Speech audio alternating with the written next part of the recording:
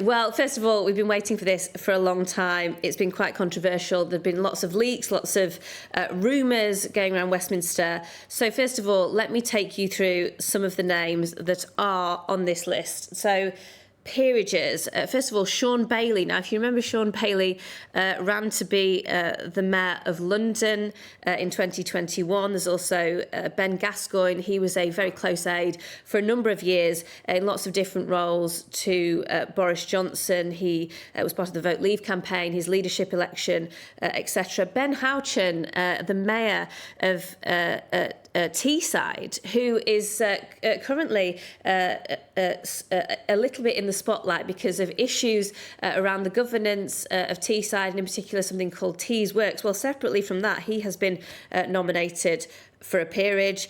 Ross Kempsell, another close aide to Boris Johnson. Charlotte Owen, she, I think, is a surprising name on this list for a peerage because she's quite young. She has worked in the Number 10 policy unit, but has only had a few jobs in Westminster. One of those was working for Boris Johnson. Of course, she's on the list.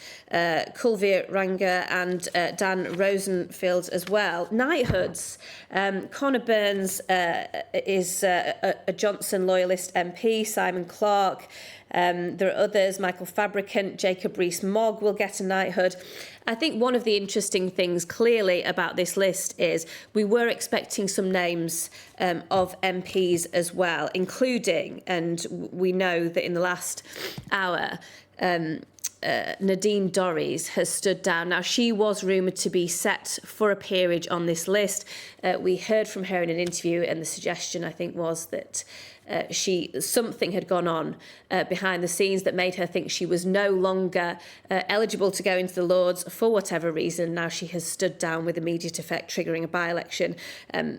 We don't know exactly what's happened behind the scenes there, but there were other MPs that we were expecting to be named for peerages today.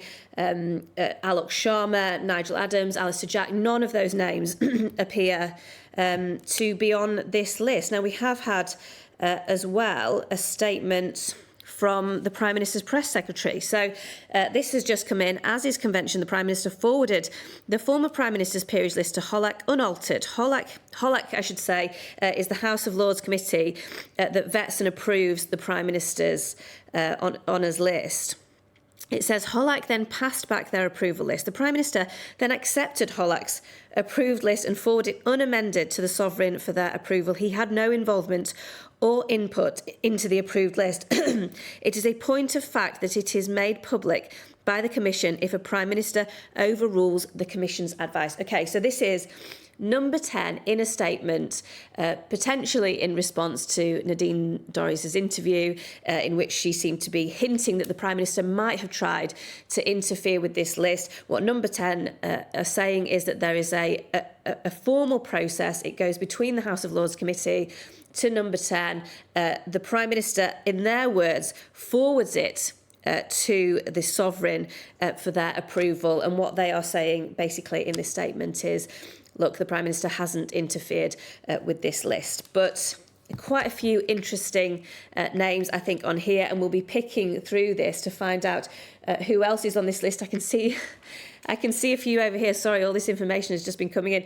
I can see that there are other things that have been awarded. Dames Commander of the Order of the British Empire. So this is an OBE. To Priti Patel. Andrea Jenkins will also get one of those as well.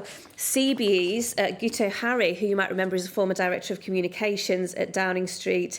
There's other names on this as well. Jack Doyle, former Director of Communications at Downing Street. If you remember, he resigned during Partygate. So lots of interesting names. I haven't been able to read through them all yet, but I think the interesting thing here, the peerages, who has got them, who hasn't. Of course, there was speculation that the Prime Minister would be handing out peerages to potentially his dad, even his sister. It looks like that hasn't happened in the end. As I say, a statement from Number 10 strongly putting forward the case that the Prime Minister has not been interfering behind the scenes at all with this list. But it does seem to be slimmed down. And of course, we saw in the last hour that Nadine Dorries has resigned, and I think that's probably something to do with what's happened in the last few hours in relation to the peerages.